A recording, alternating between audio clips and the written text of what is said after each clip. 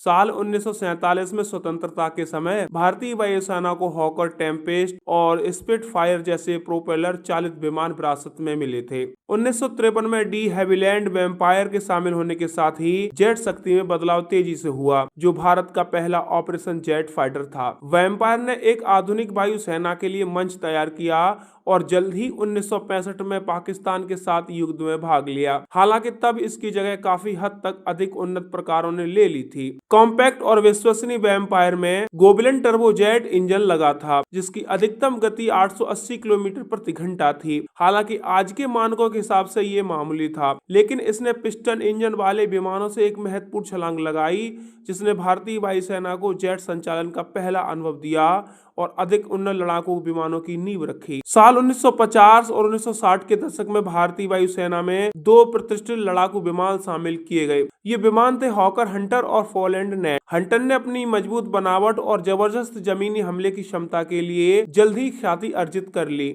इसके विपरीत हल्का नेट, जिसका वजन पूरी तरह से भरे होने पर भी 5000 किलोग्राम से थोड़ा अधिक था, अपनी असाधारण चपलता और छोटे आकार के होने के कारण ये प्रसिद्ध हो गया, जिससे इसे ट्रैक करना और निशाना लगाना मुश्किल हो गया था। रोल्स रॉयस ऑर्फियस इंजन द्वारा संचालित यह 1000 किलोमीटर प्रति घंटा की गति अधिक प्राप्त कर सकता था। नेट 1965 के भारत पाकिस्तान युद्ध के दौरान प्रसिद्ध हुआ, जहां इसने अपने बड़े और अधिक भारी हथियारों से लैस पाकिस्तानी F-86 सैबर विमानों को परास्त किया, एक ऐसी उपलब्धि जिसने इसे स्थायी उपनाम सैबर स्लेयर दिलाया। इन विमानों ने हवाई युद्ध और साहस कौशल के लिए भारतीय वायुसेना की प्रतिष्ठा को मजबूत करने में मदद की थी। भारत ने साल 1963 में सोवियत संघ द्वारा डिजाइन किया गया MiG-21 को शामिल करने के साथ सुपरसोनिक युग में प्रवेश किया। तेज और अपेक्षाकृत किफायती MiG-21 तेजी से भारतीय वायुसेना की रीढ़ की हड्डी बन गया, जिसके 800 और 1000 से अधिक विमान अंततः हिंदुस्तान एरोनॉटिक लिमिटेड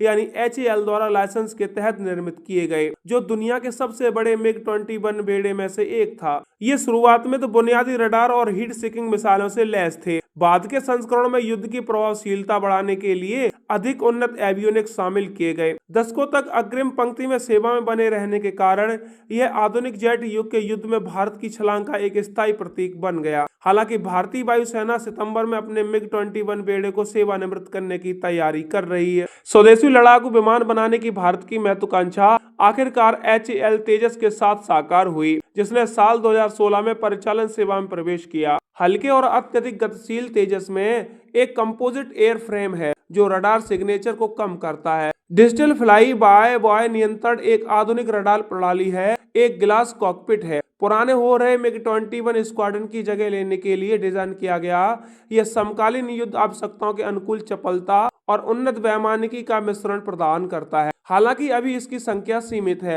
तेजस भारत की रक्षा आत्मनिर्भरता की दिशा में एक मील का पत्थर है, अपनी वायुसेना के आधुनिकीकरण की प्रतिबद्धता का प्रतीक भी है। भारतीय वायुसेना की वर्तमान रीढ़ 2 इंजन वाला सुखोई 30 MKI है, जिसे साल 2002 से भारतीय वायुसेना में शामिल किया जा रहा है। भारतीय आवश्यकताओं के लिए विशेष रूप से अनुकूलित इसमें थ्रस्ट वेक्टरिंग नोजल है, जो असाधारण गतिशीलता प्रदान करते हैं। एक लंबी दूरी का रडार और 8000 किलोग्राम से अधिक की पेलोड क्षमता है, जो इसे हवाई श्रेष्ठता और जमीनी हमले की भूमिकाओं में समान रूप से कुशल बनाती है। साल 2020 में भारतीय वायुसेना ने फ्रांसीसी डसॉल्ट राफेल को शामिल करके अपने बेड़े का और आधुनिकीकरण किया। यह 2 इंजन वाला बहुउद्देशीय लड़ाकू विमान एक सक्रिय इलेक्ट्रॉनिकली स्कैन्ड एरे रडार, उन्नत इलेक्ट्रॉनिक युद्ध प्रणाली और सटीक निर्देशित युद्ध सामग्री को एक साथ जोड़ता है। इन विमानों ने मिलकर भारत की निर्णायक स्थिति और त्वरित प्रतिक्रिया क्षमता को महत्वपूर्ण रूप से बढ़ाया है, जिससे यह सुनिश्चित हुआ है कि भारतीय वायुसेना एक आधुनिक और बहुमुखी लड़ाकू बल बनी रहे।